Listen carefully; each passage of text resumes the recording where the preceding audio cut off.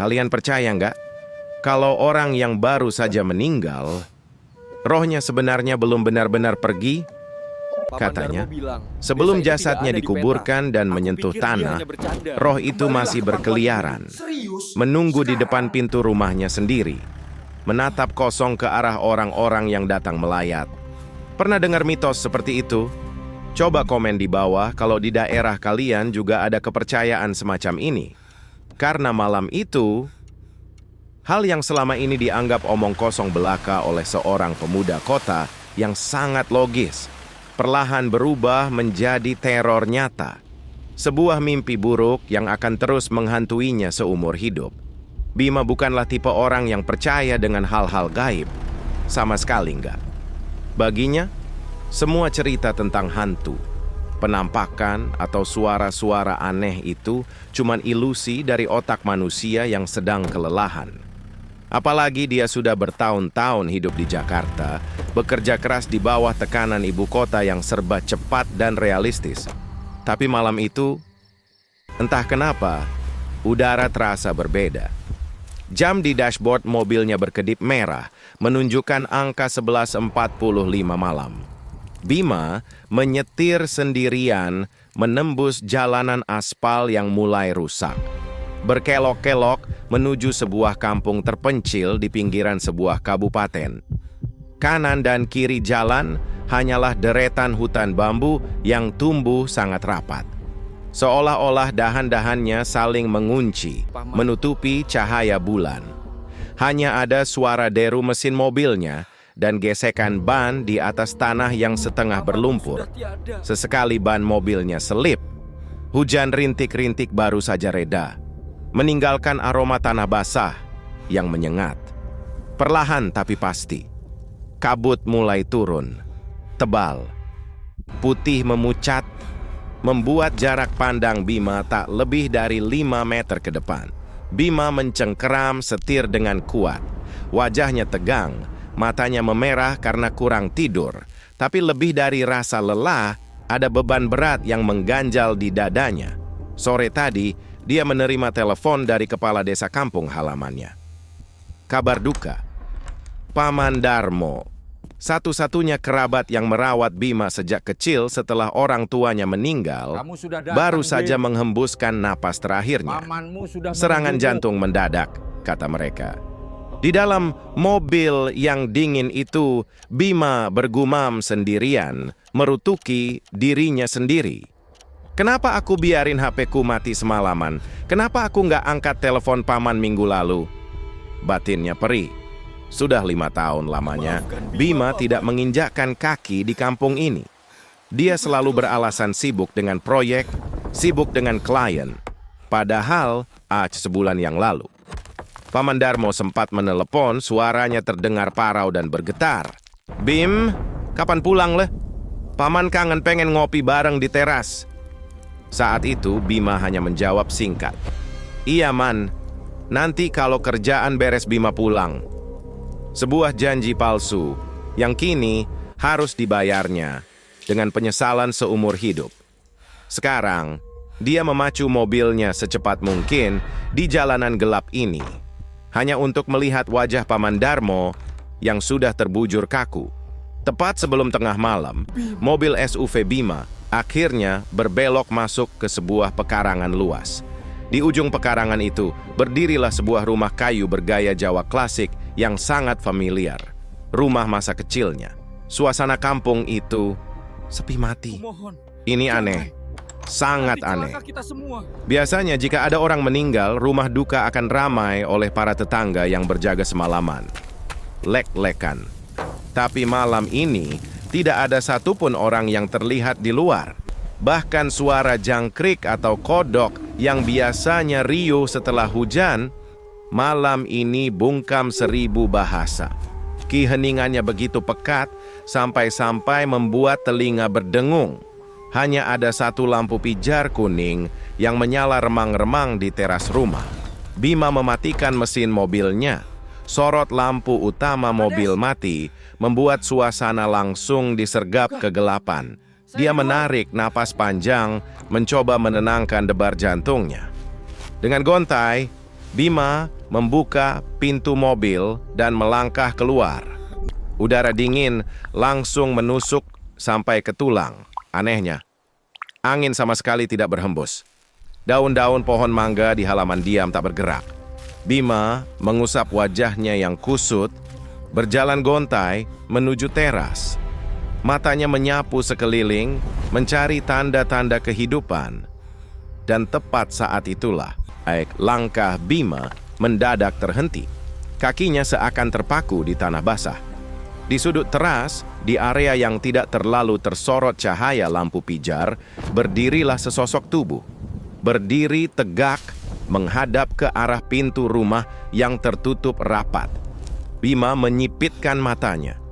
Sosok itu memakai kemeja batik pudar warna coklat kusam dan celana kain hitam. Bahunya agak membungkuk. Tangan kanannya bertumpu pada sebuah benda panjang, sebuah tongkat kayu jati dengan ukiran melingkar di ujungnya. Bima kenal betul tongkat itu. Dan dia kenal betul postur tubuh itu. Sebuah senyum kecil, senyum kelegaan, refleks mengembang di bibir Bima. Otak logisnya langsung bekerja. Syukurlah. Orang-orang kampung pasti salah kasih kabar. Paman masih hidup. Itu Paman Darmo. Sambil mempercepat langkahnya, Bima mengangkat tangan kanan, bersiap memanggil nama pria tua itu dengan lantang. Paman, Kamu pasti sangat lelah. bibirnya baru saja bergerak terbuka.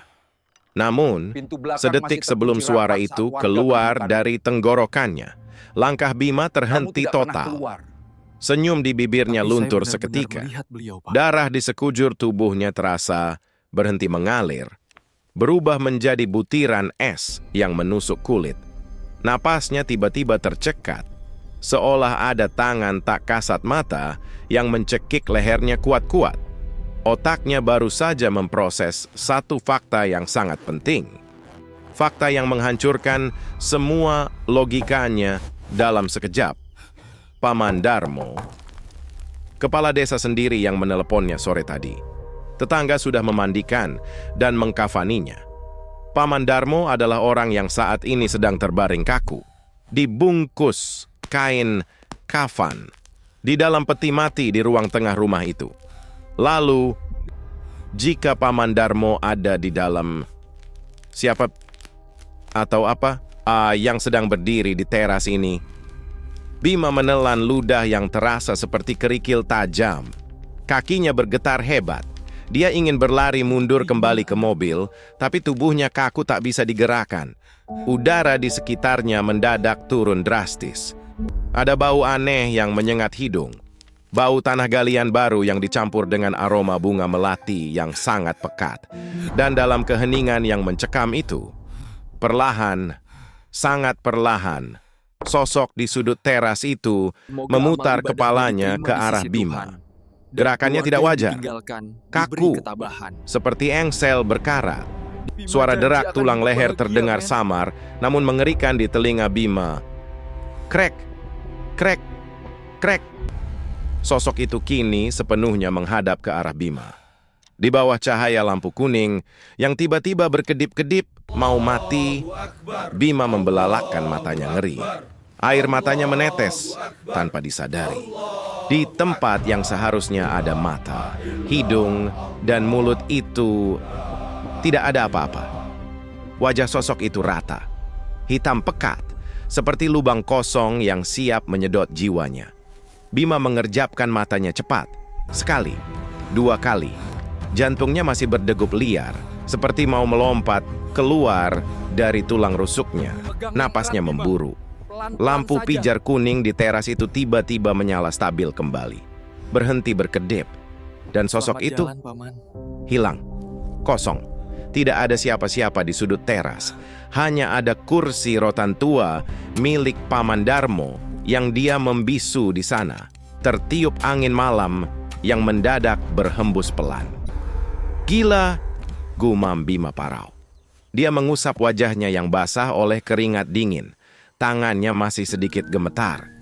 Otak logisnya yang terbiasa bekerja dengan data dan fakta di Jakarta langsung mencari pembenaran. Halusinasi. Ini pasti efek kurang tidur nyetir dari Jakarta. Batinnya menenangkan diri. Itu cuma bayangan pohon mangga atau pantulan cahaya. Nggak ada yang namanya hantu. Fokus, Bim.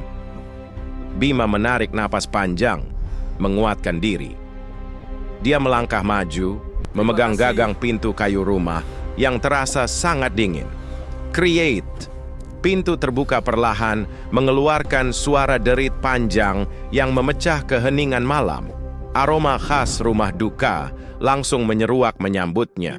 Bau kapur barus, campuran bunga mawar, dan asap kemenyan yang tipis. Di ruang tengah yang remang-remang, suasananya sangat suram. Beberapa tetangga sepuh dan Pak Kades duduk bersila di atas tikar pandan. Mereka menoleh saat Bima masuk. Tatapan mereka, entah kenapa terlihat penuh duka, tapi juga menyiratkan sesuatu yang sulit dijelaskan, seperti rasa takut yang ditahan. Namun, mata Bima langsung tertuju pada satu benda di tengah ruangan. Sebuah peti mati kayu yang ditutupi kain hijau bertuliskan ayat suci. Paman Darmo ada di sana. Benar-benar sudah pergi. Bima melangkah gontai mendekati peti itu. Lututnya lemas. Orang-orang di sekitarnya menggeser duduk, memberi jalan tanpa mengucapkan sepatah kata pun. Tepat saat Bima berlutut di samping peti, matanya menangkap sebuah benda yang bersandar di kaki penyangga peti kayu tersebut. Darah Bima seakan berdesir turun ke ujung kaki. Matanya membelalak. Itu tongkat kayu jati. Tongkat kayu jati dengan ukiran melingkar di ujungnya. Tongkat yang selalu dipakai Paman Darmo sejak kakinya mulai sakit akibat rematik. Tongkat yang sama persis dengan yang dipegang oleh sosok tanpa wajah di teras tadi. Nggak mungkin, batin Bima. Menelan ludah yang terasa seret. Tongkat itu ada di dalam ruangan ini sejak tadi. Lalu, apa yang dia lihat di luar sana? Bima menggelengkan kepalanya pelan, menolak membiarkan rasa takut menguasai pikirannya. Dia memejamkan mata, memaksakan diri untuk fokus pada Paman Darmo. Disinilah pertahanannya runtuh. Pria kota yang keras kepala itu akhirnya meneteskan air mata. Maafin Bima, Man. Batinnya menjerit, dadanya sesak oleh penyesalan yang luar biasa berat. Paman nungguin Bima pulang kan? Kenapa Bima egois banget? 5 tahun, Man. 5 tahun Bima nggak pulang cuma karena sibuk ngejar karir yang bahkan nggak bikin Bima bahagia. Sekarang Bima udah di sini, Man. Tapi Paman malah pergi. Setetes air mata jatuh ke lantai papan kayu yang berdebu. Hati Bima hancur.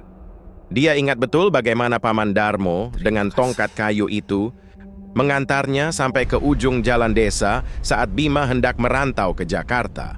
Pria tua itu tersenyum bangga meski matanya berkaca-kaca. Di tengah isak tangisnya yang tertahan, tiba-tiba udara di sekitar peti mati itu berubah. Suhu ruangan mendadak anjlok. Dinginnya bukan dingin angin malam, tapi dingin yang menusuk pori-pori, seperti membuka pintu lemari pendingin kamar mayat. Bersamaan dengan itu, aroma kapur barus tadi perlahan menghilang, digantikan oleh bau yang sangat kuat, sangat menyengat. Bau bunga melati yang terlampau manis bercampur dengan aroma amis tanah basah, seperti tanah yang baru saja digali dari kuburan. Baunya begitu pekat sampai membuat perut Bima mual.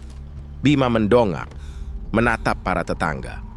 Anehnya, Pak Kades dan orang-orang tua itu tampak biasa saja. Mereka menunduk, berkomat kamit membaca doa, seolah tidak mencium bau busuk ini sama sekali. Lalu, suara itu muncul. Srek! Srek! Srek! Bima menahan napas. Suara apa itu? Suaranya pelan, sangat pelan, tapi terdengar jelas di telinga Bima. Dia menajamkan pendengarannya. Srek! Srek! Kurt! Matanya bergerak liar, mencari sumber suara. Dan tebak dari mana asalnya? Dari bawah peti mati. Bukan, lebih tepatnya, dari bawah lantai papan kayu yang tepat berada di bawah peti mati Paman Darmo. Suaranya seperti ada sesuatu atau seseorang Ya Allah. yang sedang menggaruk-garuk lantai kayu itu dari kolong rumah dengan kuku yang panjang dan keras. Maafkanlah dia. Srek, srek. Bulu kuduk Bima berdiri serentak. Dia merinding hebat. Kolong rumah panggung khas Jawa ini tingginya tak sampai setengah meter, terlalu sempit untuk dimasuki orang dewasa, apalagi di tengah malam buta begini. Lalu siapa yang menggaruk di bawah sana? Kepala Bima mulai pusing. Kombinasi antara bau tanah kuburan, suara garukan yang konstan, dan duka yang mendalam membuat dadanya sesak. Dia butuh udara segar. Dia butuh air untuk mencuci mukanya yang pucat. Bima bangkit, berdiri dengan terhuyung. Tanpa permisi, dia berjalan cepat menuju pintu belakang yang mengarah ke dapur basah. Dapur itu terpisah dari rumah utama, hanya dihubungkan oleh lorong kecil beratap asbes. Suasana dapur itu gelap, hanya diterangi cahaya bulan yang mengintip dari ventilasi. Bima membuka keran air di atas bak cuci piring. Air dingin mengalir deras. Dia menangkupkan air ke wajahnya berkali-kali, menggosok matanya, mengusap tengkuknya yang terasa kaku. Ini cuman stres. Lu cuman stres, Bem. Besok pagi semua selesai. Paman dikubur, lu balik ke Jakarta. Dia terus meracau. Mensugesti dirinya sendiri sambil menatap bayangannya di cermin kecil yang buram. Dia mengambil handuk kecil yang tergantung di sebelah keran. Dapur itu kembali sunyi senyap saat dia mematikan keran air. Sambil mengeringkan wajahnya, Bima terdiam sejenak, menikmati keheningan yang tersisa. Namun, keheningan itu tak berlangsung lama. Dari arah pintu belakang dapur, pintu kayu rapuh yang langsung berbatasan dengan kebun pisang dan hutan bambu yang gelap gulita di belakang rumah, terdengar sebuah suara. Uhuk. Uhuk, hik. Tangan Bima yang memegang handuk mendadak kaku di udara. Itu suara batuk. Batuk kering, berat, dan tertahan di tenggorokan. Bima tahu persis suara batuk itu. Itu adalah suara batuk khas Paman Darmo setiap kali penyakit asma tuanya kambuh di malam hari. Suara batuk itu berasal dari luar sana. Oh, dari tengah kegelapan kebun pisang. Tangan Bima yang memegang handuk mendadak kaku di udara. Uhuk, uhuk, hik. Suara batuk itu terdengar lagi. Lebih jelas, lebih serak. Terdengar dari arah kebun pisang yang gelap gulita, tepat di balik pintu kayu rapuh di depannya. Logika, Bima kembali berontak mati-matian. Nggak mungkin, nggak masuk akal. Paman Darmo udah meninggal. Jasadnya ada di dalam peti di ruang depan. Itu pasti orang iseng atau maling yang mau manfaatin situasi duka buat nyolong ayam di belakang. Batinnya berusaha mencari pembenaran. Tapi tepat saat Bima hendak melangkah menuju pintu untuk membuktikan kecurigaannya, kata-kata Pak Kades tiba-tiba terngiang kembali di telinganya. Sebuah peringatan keras yang diucapkan dengan nada berbisik saat Bima baru saja tiba tadi. Nak Bima, ini sudah lewat jam 12 malam. Oh, ingat baik-baik pantangan di desa ini kalau sedang ada yang layat. Kalau kamu sumpek berdiam diri saja di ruang tengah atau mengobrol sama bapak-bapak, jangan pernah sekali-kali membuka pintu belakang dapur sampai pagi tiba. Yang di luar sedang menjemput. Menjemput? Bima mendengus pelan dengan sinis. Pemuda kota sepertinya mana percaya dengan pamali konyol macam itu?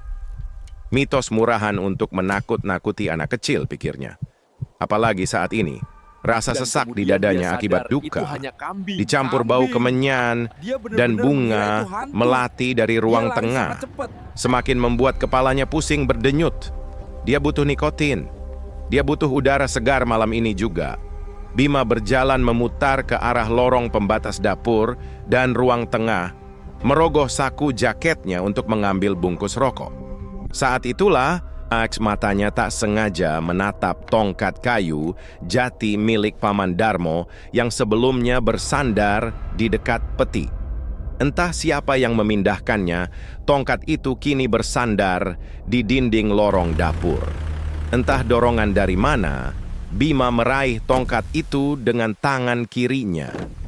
Mungkin sebagai senjata jaga-jaga kalau tebakannya benar, bahwa ada maling di kebun belakang.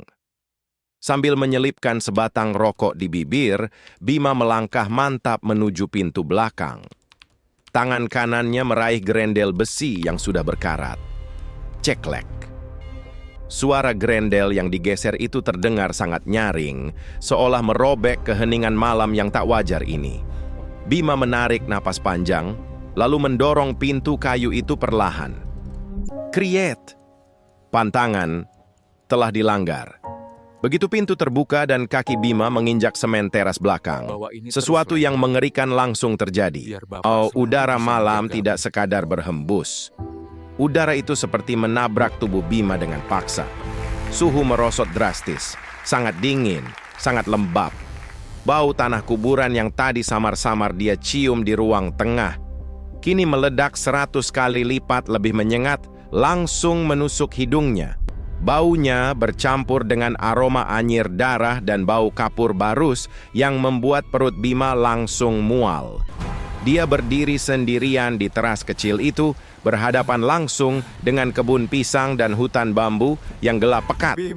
Cahaya bulan separuh tertutup awan tebal. Bima menyalakan korek api dengan tangan gemetar. Cetek, cetek. Asap tembakau mengepul dari mulutnya. Tapi entah kenapa, rasa rokok itu hambar. "Siapa di sana?" seru Bima keras, mencoba memecah ketakutannya sendiri. Suaranya terdengar bergetar hebat, memantul di antara batang-batang pohon pisang yang menjulang seperti bayangan raksasa. Hening. Tidak ada jawaban sama sekali. Namun, hanya berselang beberapa detik, kesunyian itu dipecahkan oleh suara yang jauh lebih mengerikan. Dari kejauhan, lolongan anjing kampung terdengar saling sahut menyahut. Bukan gonggongan anjing biasa yang sedang marah, tapi lolongan panjang, melengking, dan menyayat hati. Au, au. Orang Jawa menyebutnya asu nangis, anjing menangis. Pertanda mutlak bahwa hewan-hewan itu sedang melihat kehadiran entitas dari dunia lain yang sedang melintas dalam jumlah banyak. Bulu kuduk Bima serentak berdiri tegak. Tengkuknya terasa sangat berat, seolah ada balok es basah yang ditempelkan di sana. Rokok di tangannya terjatuh. Tongkat kayu jati yang dipegangnya terasa semakin dingin, seakan membeku. Tiba-tiba, brak! Bima terlonjak kaget sampai nyaris terjatuh. Jantungnya serasa berhenti berdetak. Pintu kayu di belakangnya tertutup dengan sangat keras. Bantingan yang luar biasa kencang, sampai membuat debu-debu dari atap asbes berjatuhan ke atas kepalanya. Panik luar biasa, Bima langsung membalikkan badan dan memutar gagang pintu dengan kasar. Terkunci. "Woi, siapa di dalam? Buka pintunya!" Bima menggedor-gedor pintu kayu itu dengan kalap. "Pak Kades, tolong buka pintunya. Saya di luar." Nihil. Tidak ada suara langkah kaki dari dalam rumah. Tidak ada sahutan. Seolah-olah rumah yang tadi berisi banyak pelayat itu mendadak kosong melompong. Bima benar-benar terjebak sendirian di luar, di bawah bayang-bayang pohon pisang yang menakutkan. Udara semakin membeku. Suara asu nangis dari kejauhan perlahan mereda, digantikan oleh keheningan yang lebih mencekam. Lalu, terdengar suara gemerisik daun bambu dan pelepah pisang yang saling bergesekan. Padahal tidak ada angin sama sekali. Srek, srek, srek. Suara itu sama persis dengan suara garukan di bawah peti mati tadi. Bima membalikkan badannya perlahan, menyandarkan punggungnya dengan rapat ke pintu kayu yang terkunci. Napasnya memburu cepat. Matanya melotot liar menembus kegelapan kebun pisang di depannya. Jaraknya hanya sekitar 2 meter dari tempatnya berpijak. Dari celah-celah pelepah pisang yang rimbun dan gelap gulita, Ada sesuatu yang bergerak lambat. Bima menelan ludah yang terasa perih. Tongkat kayu di tangannya diangkat setinggi dada, bersiap memukul apapun yang keluar dari sana. Kakinya lemas, tak bertulang. Dari balik pohon pisang yang paling besar, perlahan-lahan Amik sebuah tangan terjulur keluar menembus kegelapan. Itu bukan tangan manusia normal. Tangan itu berwarna abu-abu pucat pasi, nyaris kebiruan seperti mayat yang sudah lama terendam air. Kulitnya keriput parah dan mengelupas, dipenuhi bercak-bercak lumpur merah yang masih basah. Kuku-kukunya hitam panjang, kotor oleh tanah. Tangan itu menggapai-gapai udara kosong dengan kaku, bergerak perlahan seolah sedang meraba-raba mencari sesuatu. Dan dari balik kegelapan di belakang tangan itu, suara, batuk, serak yang mematikan itu kembali terdengar. Kali ini, jaraknya nyaris berbisik tepat di depan wajah Bima. Uhuk, uhuk, hik, siapa di sana? Maling! Suara Bima pecah, terdengar melengking dan putus asa.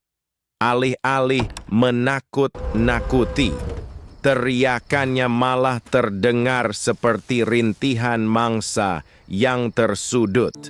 Pohon bambu di belakang kebun pisang itu bergoyang hebat. Srek, srek, srek. Suara gesekan daunnya berisik sekali padahal angin malam sedang mati total. Tidak ada angin tapi rimbunan bambu itu bergerak liar seolah ada sesuatu yang besar sedang menyibaknya dari dalam. Otak Bima yang bertahun-tahun dilatih untuk selalu logis dan rasional di Jakarta masih berusaha mati-matian mencari pembenaran. Ya, ini pasti maling. Maling kampung yang sengaja pakai kostum buat nakut-nakutin keluarga yang lagi berduka biar bisa nyolong. Brengsek. Bima membatin, mencoba memompa keberaniannya yang tersisa. Dia mencengkeram tongkat kayu jati di tangannya kuat-kuat, buku-buku jarinya sampai memutih. Dia maju satu langkah, menelan ludah. Keluar lu! Jangan main-main sama gue!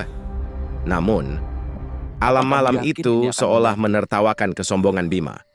Tangan abu-abu pucat yang tadi menjulur dari balik pohon pisang perlahan ditarik kembali ke dalam kegelapan. Hening, semuanya mendadak diam. Daun bambu berhenti bergesekan. Suara lolongan anjing asu nangis dari kejauhan pun hilang tanpa bekas. Hanya terdengar suara napas Bima sendiri yang memburu cepat. Bima mengendurkan pegangannya pada tongkat. Dia baru saja mau menghela napas lega, berpikir gertakannya barusan berhasil. Tapi dia salah besar. Dari balik rimbunnya rumpun bambu yang paling gelap, sesuatu perlahan-lahan condong ke depan.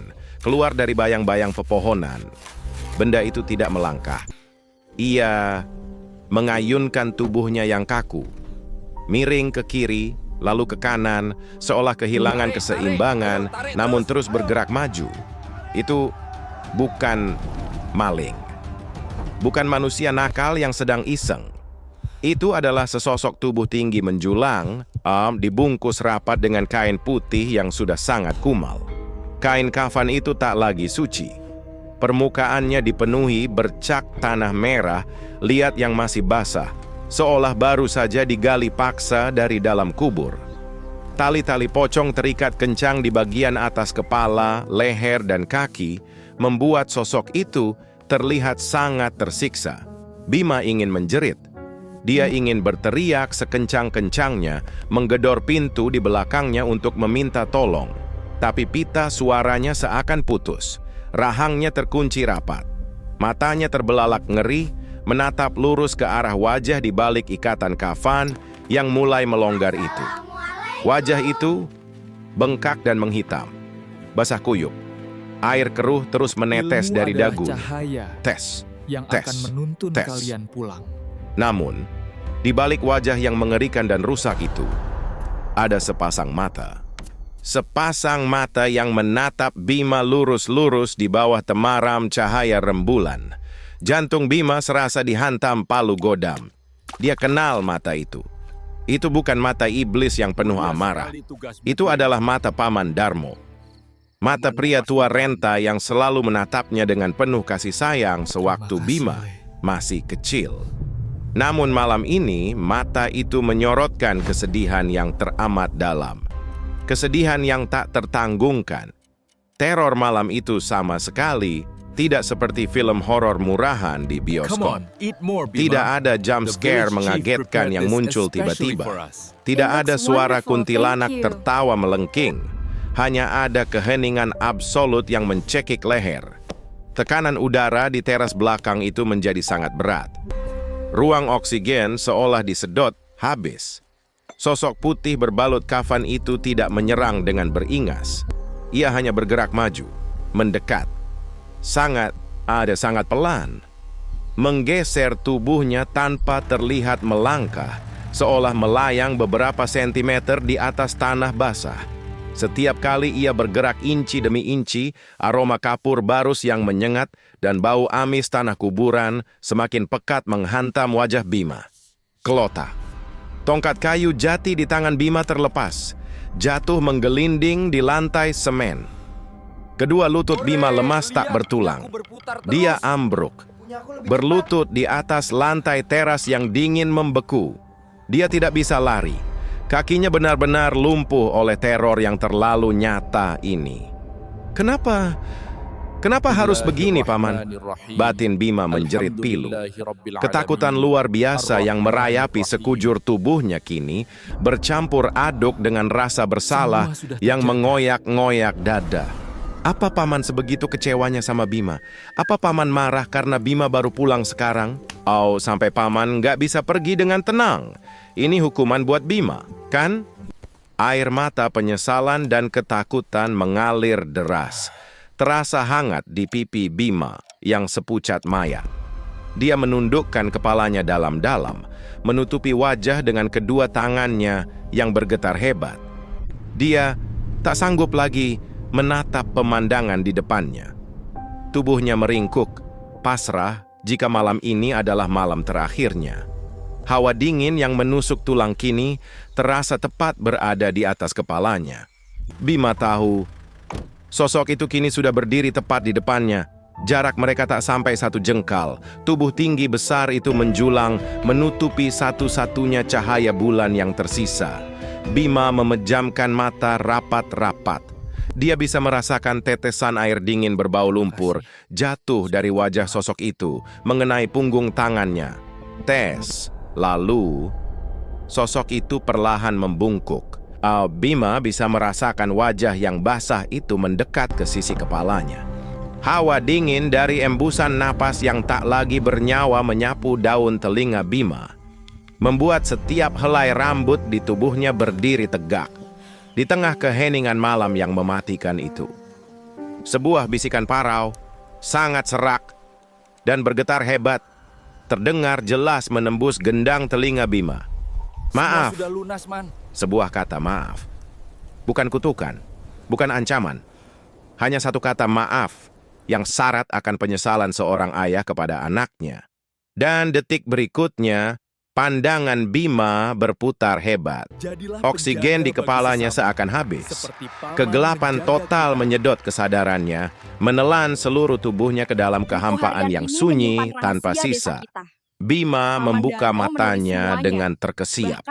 Napasnya tersengal, seolah baru saja ditarik paksa dari dasar laut yang dalam. Air keringat dingin membasahi seluruh kausnya. Hal pertama yang menyambutnya bukanlah kegelapan kebun pisang atau bau amis tanah kuburan, melainkan aroma minyak kayu putih dan sinar matahari pagi yang mengintip dari celah jendela kayu. Dia berada di dalam kamar masa kecilnya yang hangat. Syukurlah Nak Bima sudah sadar. Suara serak Pak Kades terdengar dari ambang pintu. Pria tua itu masuk membawa secangkir teh hangat. Kamu semalam pingsan di dapur.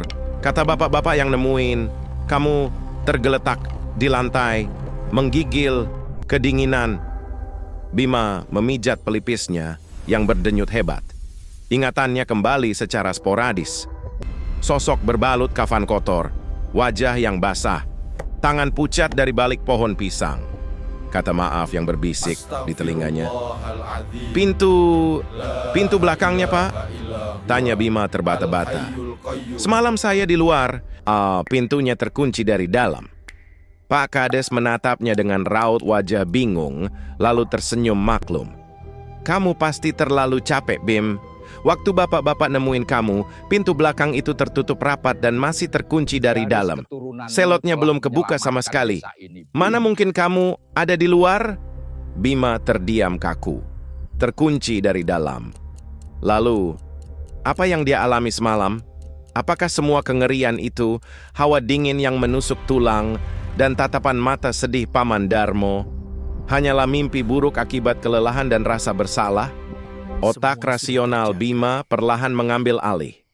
Ya, itu pasti halusinasi. Dengan sisa tenaga Bima bangkit dari tempat tidur. Rencananya pagi ini adalah memakamkan sang paman dengan layak.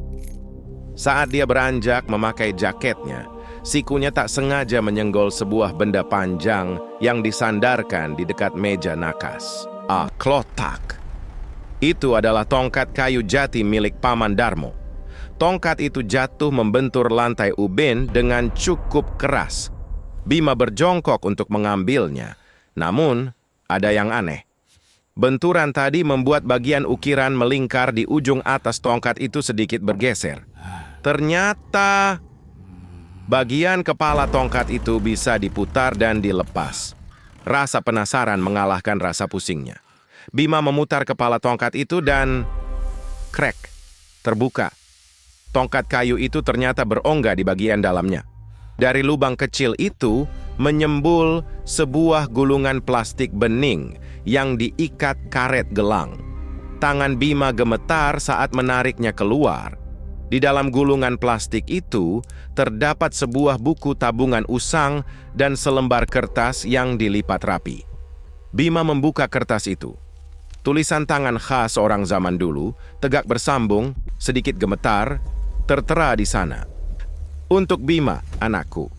Maafkan Paman kalau Paman tidak bisa memberimu banyak harta atau rumah mewah di kota.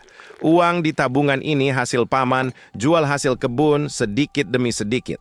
Pakailah buat modal nikah nanti atau buat beli rumah kecil. Paman selalu doakan Bima dari sini. Jangan lupa makan yang benar ya, Le. Paman sayang Bima. Air mata yang sejak semalam Bima tahan akhirnya pecah. Pertahanannya runtuh tak bersisa. Dia memeluk surat dan buku tabungan itu erat-erat di dadanya, menangis tersedu-sedu seperti anak kecil. Sekarang dia paham. Sangat paham. Sosok menyeramkan semalam, bau tanah dan teror yang mencekam itu bukanlah sebuah kutukan atau kemarahan karena Bima terlambat pulang.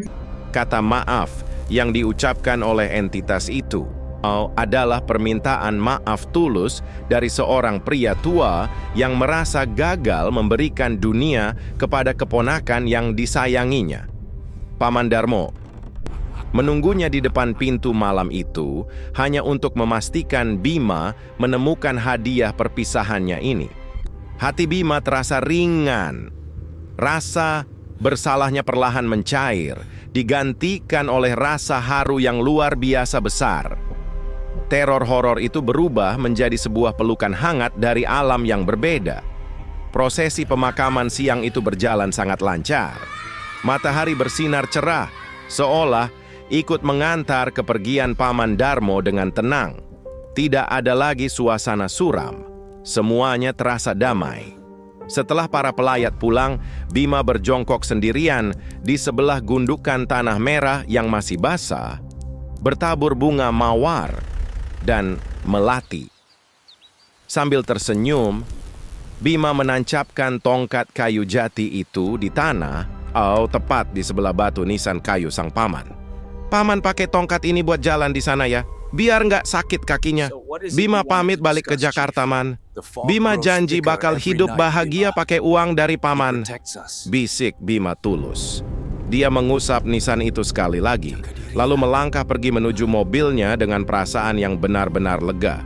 Sore menjelang maghrib, mobil SUV Bima melaju perlahan meninggalkan desa terpencil itu. Pemandangan hutan bambu di sisi kiri dan kanan jalan tak lagi terlihat menakutkan baginya. Perjalanan kembali ke Jakarta terasa jauh lebih tenang. Bima menyalakan radio, mendengarkan lagu kesukaannya sambil sesekali menyeruput kopi kemasan. Dia siap memulai lembaran baru. Hingga langit mulai benar-benar gelap. Mobil Bima melewati sebuah jalanan sepi yang diapit oleh hutan jati. Tiba-tiba, entah karena firasat atau sekadar refleks, mata Bima tak sengaja melirik ke arah kaca spion tengah mobilnya. Jantung Bima nyaris berhenti berdetak saat itu juga. Di kursi penumpang bagian belakang, duduk dengan diam, ada seonggok benda panjang yang sangat ia kenal. Sebuah tongkat kayu jati dengan ukiran melingkar di atasnya. Bagian ujung bawah tongkat itu kotor. Berlumuran tanah merah liat yang masih basah. Seolah baru saja dicabut paksa dari area pemakaman. Tongkat itu tergeletak diam di sana. Menemaninya pulang. Bima menelan ludah. Dia tidak berani menoleh ke belakang. Matanya hanya terpaku pada jalanan gelap di depannya, sementara hawa dingin perlahan-lahan kembali merayapi tengkuknya. Terkadang mereka yang sudah berbeda alam mendatangi kita bukan karena ingin menyakiti. Mungkin mereka hanya punya sesuatu yang belum selesai. Atau mungkin mereka ingin terus menemani kita, menjagai kita dengan cara mereka sendiri yang tak bisa dipahami oleh nalar manusia. Kalian berani mengecek kursi belakang kalian sekarang? Terima kasih sudah menemani malam horor ini. Kalau cerita ini bikin kalian merinding, jangan lupa buat subscribe, like, dan share ke teman-teman kalian yang suka ngaku pemberani. Sampai jumpa di teror berikutnya. Ingat, jangan pernah menengok ke belakang kalau kalian sedang sendirian.